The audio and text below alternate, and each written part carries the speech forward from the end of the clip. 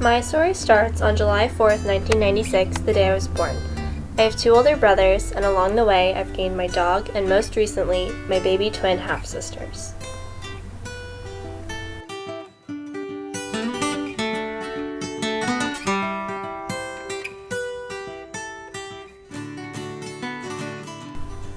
The summer after my freshman year of high school, I had the amazing opportunity to travel to Switzerland and Austria with my Girl Scout troop for 2 weeks.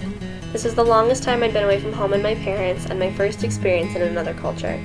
The Girl Scouts Association has 4 world centers, one of which is called Our Chalet in Switzerland, where I stayed for a week. While there, I got to meet a lot of people from different countries and experience tons of new foods, activities, and places. One of the most memorable experiences from this trip was an overnight hike to the top of a mountain in the Alps and watching the sun rise from the peak. Overall, this experience helped me to widen my horizons and open myself up to new ideas and experiences.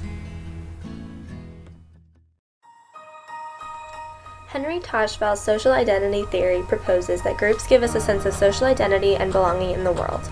I can relate to this because at any point since the 6th grade, if you asked me to describe myself, I would probably say band geek. When I got into high school, I joined marching band, and I spent all 4 years dedicating my summers and weekends to what I can only describe as endless loops of repeating the same 20 seconds of a show in either extreme heat or cold, listening to my band director say just one more time, and somehow still being excited to show up the next day.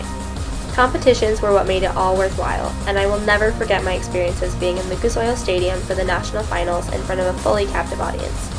I've never been more proud to be a part of something as I was to be part of my high school's marching band in those moments. Being in band taught me to put in hard work to benefit the group as a whole and represent something bigger than myself. It also connected me to so many people who I know I'll be friends with for my entire life.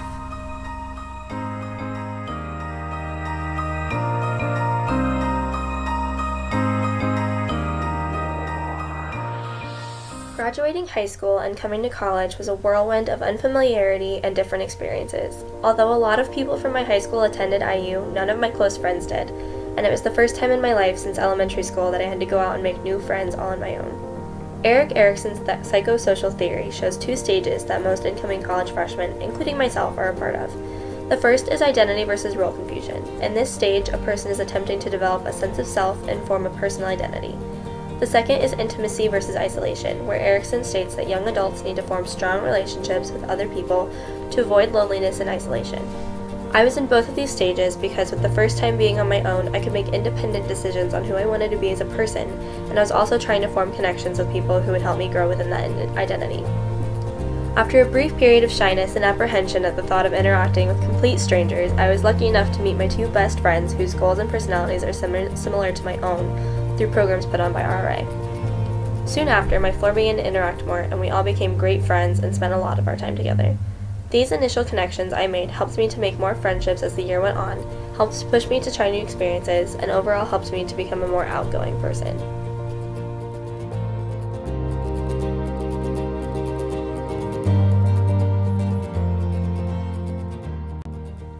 Coming to college and being exposed to views and opinions different than my own was an entirely new experience for me, especially when those views and opinions challenged my faith. Being a Christian has always been a part of my life for as long as I can remember. In middle school and high school, I went on several mission trips with my youth group, and I'm still friends with many of those people today.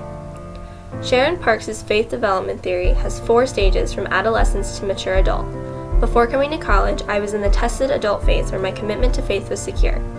After being able to discuss and learn about other people's faiths, I moved to the mature adult stage of convictional commitment, where you are dedicated to your own faith while being able to understand and appreciate others.